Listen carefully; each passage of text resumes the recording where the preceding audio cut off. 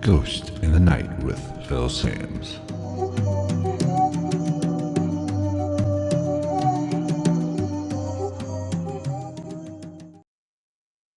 What is going on, everybody? Welcome to another live edition of Ghost in the Night, a hauntings and paranormal podcast. Tonight, we're going to be talking about paranormal myths, and this is something that I think everybody needs to comprehend, to understand, and to learn about, because there are, with the popularity of the paranormal that has really skyrocketed here over the last decade or so, I think it's important that people understand there are some misconceptions, there are some myths that come along with that that aren't necessarily true. And the better we understand that, the better we look at these situations, the better off we are going to be when we do our paranormal investigations, or when we actually do have an issue. When maybe if you're experiencing some kind of paranormal activity in your own home, this understanding these myths, and I'm just going to do maybe four. I think four, unless something pops into my mind that I haven't written down yet. But if you understand these four, you will really truly have a better chance of understanding what's going on and actually helping maybe solve the problem or live with the problem. And I hate to use the word problem because it's not necessarily a problem. And that, when people think of it as a problem, you know what? Let's start with that one. No, we won't start with that one because there's something I want to get into before I go into the actual myths. And I hope you guys will indulge me in that and hang around, because this is very important and I really want to get it off my chest, because something did occur the other day, or last night for the time I'm recording this in this live stream. But let's go ahead and jump into that before I get too far and deep into the paranormal myths topic of the night. Last night, I post all these podcasts on my podcast feed. I post them on YouTube, and I do a lot of social media. So, I'm always interacting with people. And I'm always, trying to respond to anybody who leaves me a comment, anybody who interacts with me. I try to respond as often as I can. It's not 100%. It's not foolproof. There are a lot of things that, it takes some time to do. And there's only so many hours in the day. And, let's face it, I have to produce this podcast, do all the work that entails, and then live my life and have a regular 9 to 5 job. So it does, it can be time consuming, and I don't always have a chance to respond to every like, every retweet, every comment on YouTube, but I do my best. And if I don't do that, or you notice I don't respond or give a thumbs up or a like or love, hit the love button or whatever YouTube has, it's a little heart. Uh, don't take it personal. Odds are I will see it if I haven't noticed it already, but I'm going to try to do a better job of actually doing that in the future, as I devote more and more time, because this will take up more and more of my time. But I've never been afraid of the comment section before. I'm not a big, I don't, how can I word this? I don't really concern myself with other people's opinions that much, unless you are a member of my immediate family. The people that live under this house, or my mother, or my anybody that I consider in my close circle. If you don't like me, you don't like me. If you have something to say, say it. Doesn't it doesn't worry me, it doesn't concern me, if, especially when you're talking about social media and the internet. If I don't know you, and I will never probably know you, I will never meet you in person, you can love me, hate me, whatever. I mean, I would hope that you would be a little bit more respectful, but I'm not going to get all pissy necessarily if, for somebody who doesn't like me, as long as they are a little bit more respectful, we can agree to disagree. And that's so important to understand. We have to learn to agree and disagree. But I got this comment, like I said, last night. I was finishing up editing a podcast that I recorded earlier yesterday and broke out of the studio, visited with the family for a while. Me and the better half was communicating and talking, trying to relax. And I got a notification, I got a comment on a YouTube video. It was the Is Bob Lazar line, or that last episode that I did. So, hello, Mother. You are here. You will like this episode. Hope you are doing well. For those of you who don't understand what I just did, like I said earlier, I record these live on Sunday nights. This won't get released till Thursday. So if you are listening on Thursday and you want to partake live, be sure to join or just go to my Facebook page, and that's where I do it from. So you can get early access and interact with me during the show. And if you comment, maybe I can interact with you there like I just did with my wonderful mother. But anyway, getting back to what happened last night. I got this comment. I didn't read it immediately, but I kind of, from my phone, you do kind of get an idea of what it's about. You can't read the whole thing. And I knew it wasn't necessarily good from how it started off, but I wasn't going to stress over it. So I did what I was doing last night. And then once I got done, I opened up YouTube and read the comment. And it started off, he came in a little hot. I mean, he tried to do it in a passive aggressive way, if I could speak tonight. Um, and it struck a nerve.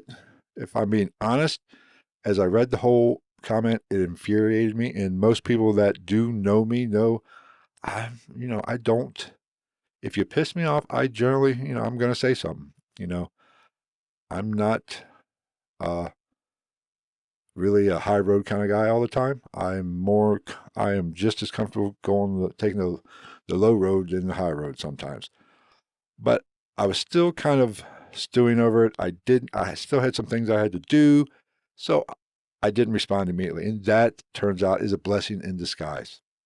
Now, basically what this comment said, and I'm sure he's probably going to watch the video of this episode. So, I'm not going to mention his name. Naturally you can uh, do a little investigation and figure out who it was. But I read the comment and I was really my first thought was, okay, I'm going to war. And what really, he came in a passive aggressive way, taking a shot at me. And the passive aggressive part really is insulting, because if you want to come at me, come at me. Come at me hard. Throw haymakers if you want. Don't kind of sneak it in on the slide. But this does have a good ending, I will say that. So bear with me on that. But like I was saying, I did not respond at first. I took the time, continued to be with the family, and then once I was getting ready for bed, okay, let me respond. And as I was thinking about it, responding, I took the time to think about this, how I wanted to respond to this. And I made the conscious decision. I said, you know what? I'm just going to take the high road. I'm not going to engage in a comment war with somebody who I don't know. So basically, what he said, let me just give a brief summary of what he said. Like I said, I was talking about the Bob Lazar episode. I believe it was episode 90. And I said, that episode was about Bob Lazar. Was he telling the truth? Because I did see a video that they were analyzing his body language. If you haven't seen that, go back, check that one out. And also the Tic Tac incident, Commander Dave Fravor was on a podcast. I saw that interview. So I was talking about UFOs and Bob Lazar. And the overall theme of that episode was, I don't know what these things are. I'm not saying they're ETs coming back, and I'm pretty sure I haven't completely looked into it. I haven't revisited the episode, let's re-listen to it, I should say. But I was trying to project that I don't know what these things are. I'm open to either or. I believe I even said these could be military craft, that we just don't know about. Experimental craft could be aliens. It could be interdimensional. It could be any number of things. And when it comes to the Bob Lazar stuff, I said I don't know if he's telling the truth. Don't know. He very well could be. He seems believable, but what I am pretty sure, I think he believes his story. Now, whether that's, what that means, I don't know. I leave room for all possibilities when it comes to the paranormal because nobody's an expert.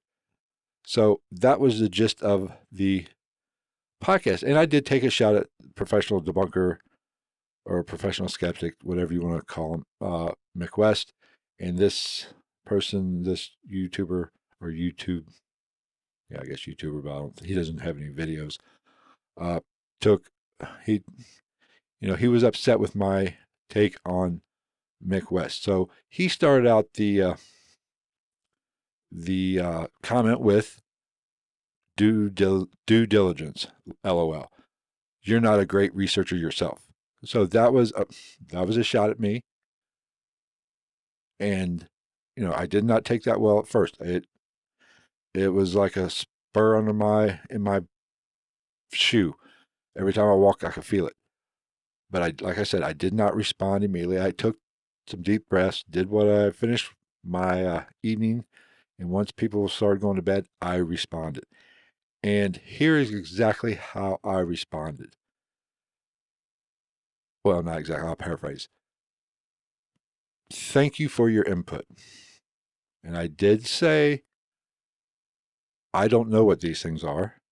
And I said that in the podcast. I'm open to all of it. And at the end of my reply or my response, how did I word it? Basically, I said, I'm always open to learning more. And that was it. Period. End of sentence. Hit send and done. Excuse me. He responded back a little later and basically said, his tune, he calmed, he wasn't taking shots at me anymore. He said, I appreciate that you're open to learning, open to other ways of thinking. Like I said, I'm paraphrasing all this. And he gave me a list of videos from Mick West and other physicists to kind of debunk some of the stuff I was talking about. Okay, and I responded, thank you. I will check those out. And, we kind of exchanged a little bit. But the moral of the story is, after I sent that last response, I kind of thought it was over and done with, squashed. I was kind of patting myself on the back. I knew I had got through this without starting a all-out war with somebody. We kind of, it was diffused and over. And what happened next kind of shocked me, and it made me start thinking about society today. His next response was basically he apologized for coming in rude. He used the word rude, sorry for being rude, something to that effect. I don't remember exactly, but that was the gist of it. And I started thinking to myself, okay, that's cool. That is actually cool. He acknowledges he came in a little hot, insulted me, and he obviously respected the fact that I didn't counterpunch. And when I did respond, I responded to that saying, no biggie. We all need to learn from each other, blah, blah, blah, kind of stuff, because it's true. This world's big enough for all different opinions. I don't have all the answers. And I've said this on this podcast several times. I don't have all the answers. I'm not the smartest man in the world. I've said it before, I'm a high functioning moron. I just, I try to do some research, but with his initial response and one reason why I took the approach I took was because he was actually right. And a very important aspect of that. I didn't do my due diligence. I've seen some interviews with Mick West, but I have not dove deep into his content, into his videos. I hadn't done due diligence. And he was right. He called me out on that. I got a little one sided in my researching, essentially. And I've always said you need to look at both sides of the story because in life, it's neither right or left. The answer is always in the middle. Nobody's 100% right. And I lost that a little bit. And that is one of the reasons why I didn't go on attack mode. And that is why I said, appreciate your opinion. And he acknowledged, I think he acknowledged my approach. He apologized for what was said. And he, hoped he could use my videos and stuff as future reference because I am going to look into those videos that he sent me, do a little bit more research, and I might even do a follow-up episode on that stuff, or at least do a video or something to acknowledge it. So, I mean, it's all good. That is what learning is about. That is what the paranormal is about. We don't know what this is, and we have to learn because not everything is paranormal. Not every sighting in the sky is a ghost or is a UFO. Not every knock on a wall is a ghost. You have to do your research, and I didn't do a good enough job. And I think he appreciated that, my approach and that I was diffusing the situation. I didn't go on attack mode, and he apologized. And he really didn't even have to do that. I was shocked that he did. And I think we could all learn from that in today's society because that is a big issue in today's society. And I talked about this. I did do a little video if you follow me on Facebook and Instagram and Twitter and all that. I did do a little video from my paranormal diary series, which are just little short 5 to 10 minute videos. I talked about this. But, I think that is a big issue with today's society. We don't diffuse, we escalate. And we need to sit back and not react on emotion. We need to think about what was said or somebody else's opinion, walk a mile in somebody else's shoes before we respond. Look at both sides of the argument and then respond. Even if you get insulted, even if some says something horrible to you, you need to look at both sides. Try to put yourself in that person's shoes or that person's mindset. And I think this world would be it wouldn't be perfect. We'd still probably be living in crazy times, but I think social media would be a lot better off, or a much better place to congregate than what it is now, because it is a complete shit show. Let's be honest. There's tons of hate, and this whole either with me or against me does not work very well.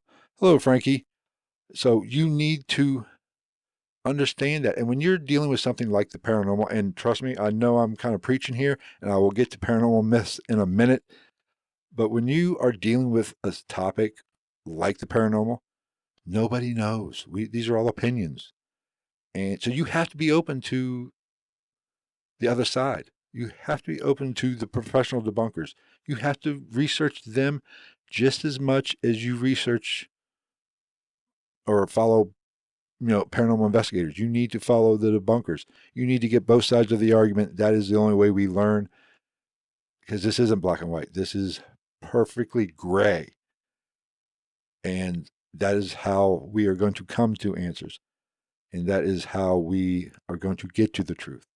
So I'm done preaching on that. But that was worth that. I think that was just worth taking, 15, 20 minutes here of this episode to acknowledge of, how you respond to something plays a big role in escalating or de-escalating a situation, no matter what it is. And there is a lot of friction in the paranormal. And this goes with paranormal investigators as well. If you follow paranormal investigators on Twitter, I mean, they're fighting with each other. We're all working toward the same goal. And even professional skeptics and paranormal investigators are working toward the same goal, finding answers. It's just how we go about it. But it's not about who's wrong, who's right. It's about finding the freaking answers, finding out what there is, what is definite when we move on from this place of existence, this plane or whatever. That is the goal. All right. soapbox put away for now. Let's get to paranormal myths. And this is, we're going to keep this one light. We got a little heavy, and we've kind of been a little heavier over the past couple of weeks with these episodes. So let's keep this one light with paranormal myths. Now, the first paranormal myth that I'm not debunking, I'm just talking about them and kind of shedding some light to some of these myths is spirits only come out at night. If you watch these paranormal shows, they're always at night. They're always using night vision equipment, and and people have talked about the witching hour at 3 a.m. I'm here to tell you, that's completely false. I've said it on this podcast in the past, and Frankie can attest to this. The spirit world, whatever the spirit world is, does not punch a time clock. It could be 3 a.m., it could be noon, it could be midnight, it could be 11 o'clock, it could be 2 o'clock in the morning. Activity is going to happen when it's going to happen, and especially residual type haunting. That is going to take place when that event occurred. If it happened in the afternoon, it's going to happen in the afternoon. I believe I said this in another episode or another interview. People have reported activity in the mornings, almost like a morning ritual, going in, making the coffee, hearing cabinets open up. So you don't have to investigate at night. And I believe and Frankie and I talked about this at our last investigation in Iowa. It was a schoolhouse, and we didn't get a lot of personal experiences there. Apparently, we got a lot on. Frankie got a lot on his recordings and on the DVRs, but personal experience-wise, it seemed kind of dead. It seemed kind of low-key. Maybe because there's residual hauntings there, and a school functions during the day, and that is when you might have a better chance of getting activity during the day, hearing footsteps, hearing shuffling like a crowded hallway. So it doesn't matter what time it is. You can investigate in the afternoon. You can investigate in the midnight hours. It's whenever you feel the activity is present, whenever you've experienced something. It's not a overnight thing. Now, I will say, I do like to investigate at night because you sit in the dark and you kind of, it's like when people who, are, lose a sense, lose their sight or whatever, their other senses heighten. I do like sitting in the dark and investigating that. I get a better sense of the environment, feel the energy and things such as that, because it's like being blind. Your ears open up, your sense of smell is heightened. I feel you're tuned into the energy of the room, the location, and it might put you on the same frequency as that paranormal activity, and it might help you interact or get some actual activity. So you have to be really in tune with the spirit world or whatever it is. So that is a benefit of doing it at night, but it doesn't have to be. You can investigate during the day. So if you think you have to investigate at night, it's not the case. It depends on the location. It depends on what kind of haunting. It depends on you. It depends on how you interact with your environment.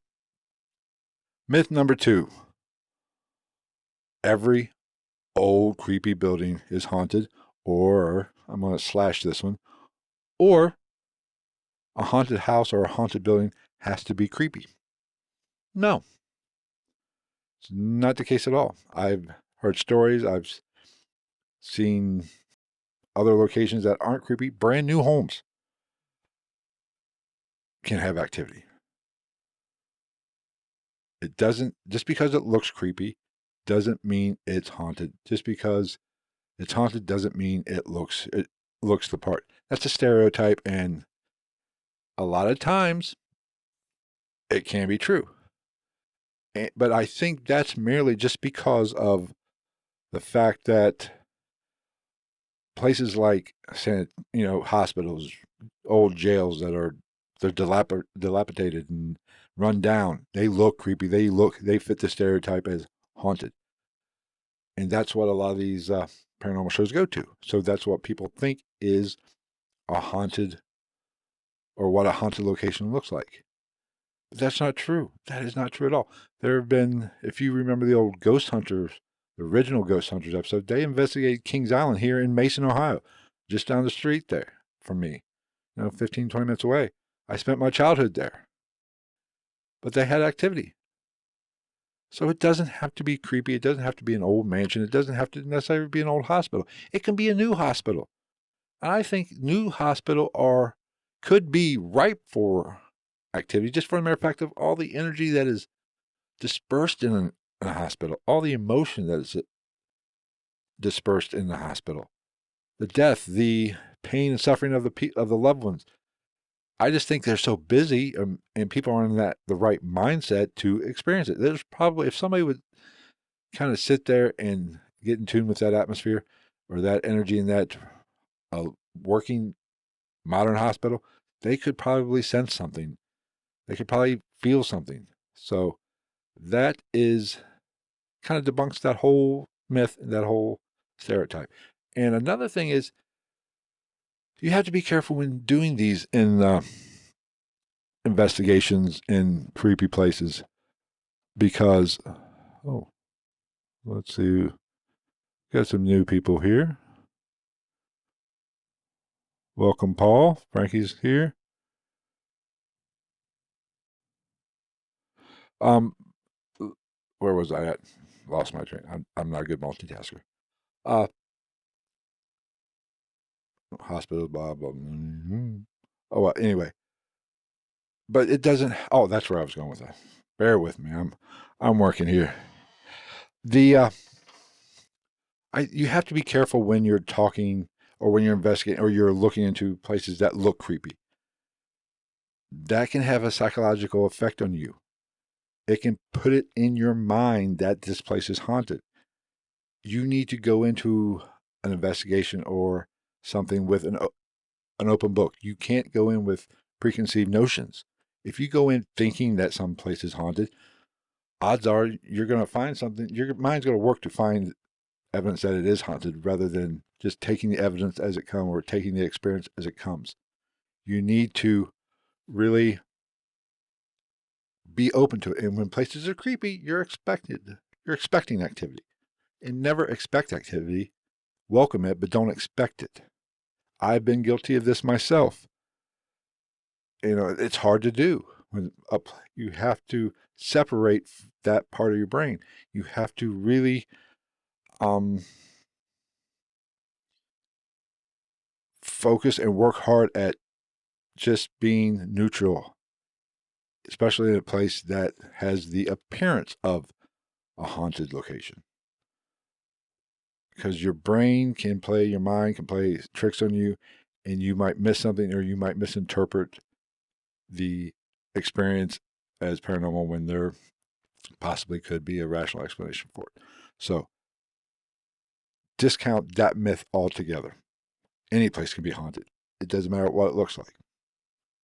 Let's see, what am I at? Number 3. Oh, that's right. This is my favorite because it's so much bullshit. Halloween is a thin spot between the worlds. Great. It's a great urban legend. It's a great myth on ancient culture. Maybe it is. I don't know. I'm just not a big believer in that thin spot. I believe we create the thin spots, whether you want to be use the word portal or whatever. I think we create that thin spot. We are in tune with that realm, that world.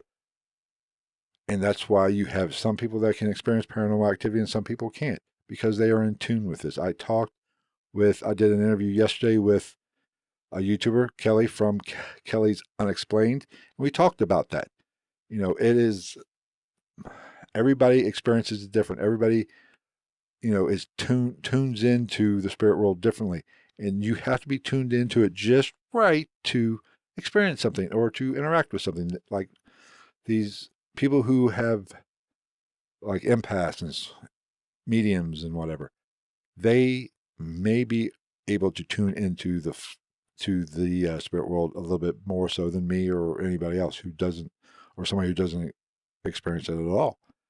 That is more likely than one night of the year there's a thin spot, there's a thinning of the veil.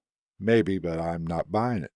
I think it just depends on the person. I think it depends on the environment, the environmental causes, whether it be a thunderstorm, lightning, uh, high EMF, the Earth's pumping out magnetism, whatever it might be. I don't think it's because of the lining of the planets and all, thinning the worlds are rotating and the veil is thinner. No, that's a myth. That's just to make Halloween creepy. In my opinion, I could be wrong. I'm like I was talking about in the beginning of the podcast. So I'm open to learning, but from my research and from my experience, I don't think I've not experienced more on Halloween than I have any other day of the week. If anything, it's just the opposite. I don't know. So you definitely don't, I don't think that's the case when it comes to the thinning of the veil. Now, the last one I want to talk about like I said, I'm going to keep this one short since we have 2 episodes coming out this week. This episode, if you're on the live stream, will come out Thursday on my podcast feed and YouTube and things such as that. I have another episode 91 will air, came out Monday. So if you're, it hasn't aired yet for the people on the live stream, but for the people listening, it aired Monday. Skeptics are very useful. And most people, and I don't hate skeptics. And there's a lot of paranormal investigators, a lot of people who love the paranormal that despise, people who are skeptical or, you can't do that. I've always said the best paranormal teams have everybody. They have all people from all walks of life, have true believers, have skeptics, have professional debunkers. You need all of it because we keep each other all in check. And that is what a good team's about. And if you are a solo investigator, if you go out on your own, then you need to have it all. You need to be a believer, but you need to be open to not everything's paranormal. You need to have a little bit of a skeptic side. You need to come when you get an experience, when you get something, or you get a possible piece of evidence, or you just have that interaction with something, see an apparition or hear a disembodied voice, or you find something on a recording, your first thought should not be, it's a ghost. No, you need to work through the checklist, rule out everything. That is the best way to do it. That way, you do it that way, you won't get duped with evidence and you won't make a mistake, or you're less likely to make a mistake. There's no right or wrong answers here, really, but you're less likely to put something out that isn't paranormal, that has a rational explanation for it. And I will say this on that. There's no shame in putting a piece of evidence saying, hey, look at what I caught here. Get other people's opinion, because just because you don't know what caused it doesn't mean somebody else can't have the answer of what it really is or what causes that in the natural world. There's no shame in it. You're not a loser for thinking something's paranormal that's not. It just means you don't have the answer. You didn't know. It's like, I'll talk about UFOs for a second. Unidentified flying object is self-explanatory. It means unidentified flying object. Doesn't mean alien. It means the person who is looking at it does not know what it is. It's unidentified. They're not an idiot or wrong because they don't. How can they be wrong if they say, hey, it's unidentified? I don't know what it is. How can they be wrong? They're not wrong. It's not a right or wrong problem. Same thing with paranormal. Hey, this is weird. I experienced this. I caught this on tape. I caught this on video. I caught this on a still piece of photography. It's not, I don't know what this is. I think this could be supernatural. I think this could be evidence of the spirit world. What do you think? And if you immediately start mocking somebody that does that or puts that out there, you're an asshole. That person had a legitimate, doesn't know, and he wanted some advice. He wanted somebody else's opinion. That's how we learn. We learn through our mistakes. We learn through being wrong. Nobody got good at something. Nobody started out this good at something. No paranormal investigator started out picking out evidence and being able to interpret it perfect 100% from jump. No, there's a learning curve. You have to get better at it. Practice makes perfect. And just because you put out a piece of evidence that might not be paranormal, it's okay. It's okay. Now, if you do come at it, this is a ghost, this is it, this is blah, blah, blah, blah, and somebody says, no, I don't think that's a ghost. I think this is A, B, and C, and you immediately go on the defensive, then, okay, you're just as much as part of the problem. Be open, just like what I opened up this podcast with. Be open to the fact that you don't have all the answers. And we need to come together and learn from each other in the paranormal world and in the real world. On Facebook, on Twitter, on YouTube. We need to learn from each other because nobody is 100% or nobody knows everything. We can all learn from each other, especially in the paranormal world. That's why I hate when people in the paranormal community start attacking one another. That just shows a narrow-minded mindset, and it shows people more worried about popularity, more worried about clicks, more worried about their brand, more worried about views than just getting to the answers. We are all searching for answers here. I don't know. If we start changing the way we think, maybe society can't do that. If anything, if you watch the news or what's going on in the world today might prove we can't change. We can't get along. We can never see eye to eye, maybe. I don't know. That's a bleak thought, but the paranormal world, we really need to embrace each other. We really need to come together and not attack one another for putting out a piece of evidence that's questionable. But you also, you put out that questionable evidence, you have to be open to getting a little, be open to take some constructive criticism. Just like the guy who sent me the, gave me the comment yesterday. I took his criticism, and if I look at myself, honestly, he was right in one regard. How can I be mad at him for pointing out something he was actually right at? That's hard to do for a lot of people. And if I'm being honest, this has come to me in my elderly years. The Phil of 15, 20 years ago, my mother can attest, would not have thought that. We would have went to war. I would have went to war with that guy, even if I knew I was wrong. I wouldn't have let him talk to me that way or take a passive aggressive jab at me. You take a passive aggressive jab at me, you screwed up back then. Now, I was like, oh, you know what? Maybe he's right. Did I really look into that as well as I should have? So, I know this episode's kind of a downer now, but we need to break those myths that I just talked about. And it can't be a myth because the paranormal, we don't know what the paranormal is. Nobody has the answers here. And I've said this a million times. People are probably getting tired of me saying it. Nobody knows what this is. We are all taking guesses in the dark. Maybe some of these scientists are right. And there's nothing to any of this. I find that hard to believe because this world is so wonderful. There's so much splendor in this world. There are so many unanswered questions. Science doesn't answer every question. And scientists are always coming up with new things. They're learning more every day. So why can't the paranormal be part of that? This is a wonderful world. It's mesmerizing how awesome this universe is. Even if it's a flat earth, I don't care. It's still, you can't go outside and not be amazed at how everything is connected. And trees and grass and the animals and us. with our environment.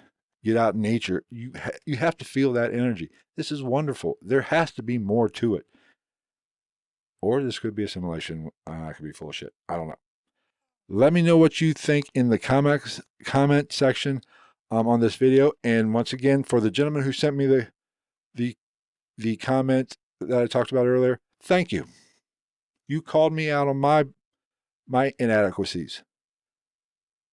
And I'm patting myself on the back here. I'm so glad I didn't go into attack mode or get defensive and attack you back. I'm glad I realized you were right in one respect. Now, I don't agree with the passive aggressive. No, you could have come about it a different way. But I looked past it and we really, hit it all, not hit it off, but we came to an understanding. Hey, I need to do better. And I think he realized he can do better by going attack mode first. But that's kind of social media these days. That is, people that is their first response. So I think I'm going to end it on that note. Next week, I will try to be a little bit more upbeat. I tried to keep this one with a light topic of paranormal myths. Hopefully, Frankie will, I think he's getting close on doing some research for the schoolhouse we went to, and we might go live next. We're going to go live next Sunday. But hopefully maybe Frank will be on. We'll be talking about the schoolhouse we just investigated, some of the evidence we found on the video footage, and kind of go a little bit deeper into that and hopefully have some answers for it. I know he's doing a lot of research on it. And if he can connect some dots of what he's caught on tape, that's going to be some really good evidence, I believe. This week, I'm going to finish going through my recordings, so I might have some answers as well. I am doing more content. If you follow me on Twitter and Facebook and Instagram, and hell, I'm even on LinkedIn now for the podcast. I'm trying to put up little videos, like I mentioned earlier, the Paranormal Diaries, where I'm just talking about the paranormal or talking about my day. It could be anything. Don't be surprised if you see a bonus episode where I group every week. I might group the 5 of them or whatever many I did that week and just put them out on the podcast feed. No video, or it might be video, I don't know. But there are videos. I do record them in a video form and put them on Instagram, Facebook. And if you follow me, you've seen them. Let me know what let me know what you think of them. If you think I'm wasting my time, I just want to get my point across, and I'm going to use them kind of as a workshop for future episodes. Just like today, I knew I wanted to talk about that comment tonight, so I kind of put it down on video earlier, my thoughts, and just work through. It's not going to be polished. It's not going to be edited worth a shit. It's just me rambling and working through some things. So if you don't like it, you don't have to listen to those. They're kind of my notes essentially, and kind of give you a peek into my thought process and my work, how I go about this kind of work, planning the podcast and doing everything. What else? But follow me on Facebook, follow me on Twitter, Instagram, reach out. Don't be afraid to, I love, getting interactions, even negative interaction. If you don't like what I do, and that's one thing about YouTube that pisses me off a little bit. If you're going to thumbs down me, tell me why you thumbs down me. Let me learn from it a little bit. Tell me what you didn't like about it. Maybe I could change it. Maybe I might end up agreeing with you. But you don't have to be a dick about it. You don't have to come in hot. You can say, hey, didn't like the video. I think you're boring. That's fine. I'm not everybody's cup of tea. I'm just winging it. I'm not a professional here. I'm just a moron with a microphone who's got a little bit of free time. So thank you guys thank you, Paul, new to the live stream. Thank you for joining. It looks like he's leaving. Thank you for joining. Frankie, thank you for coming in. And people who commented, my mother, as always, just so we'll kind of go, we'll go a little over tonight. My mother, everybody congratulate my mother. She got married. How's married life treating your mother? I haven't talked. As a matter of fact, I'm going to give you a call. I'll call you this week. I've been super busy with this damn podcast, and that's no excuse. I should call my mother more often. So, bad me. Leave a comment about that. You won't get no argument. So, thank you guys for listening. Thank you for letting me rant. If you have an idea for, a topic you want me to cover, or you have a question, I get a lot of questions about demonic scratches, and I think I've covered that. If you do have a question about demonic scratches, go back to especially some of my protecting yourself episodes, or my demon episodes, or even the demonic scratches episodes. Look into that, and I answered those questions. I answered those questions, how to deal with it, or the best practices to deal with it, in my opinion. And these are opinions. All of this is my opinion. I'm not, there's not one perfect way to do this. So thank you guys for listening. I'm going to get off here. Thank you for joining, everybody joining the live stream. Leave us a comment, follow us, like us, subscribe to the podcast, share it with a friend. Thank you. I've greatly appreciated it. We are growing, I think, from our numbers, but we'll see you next week. Take care, everybody.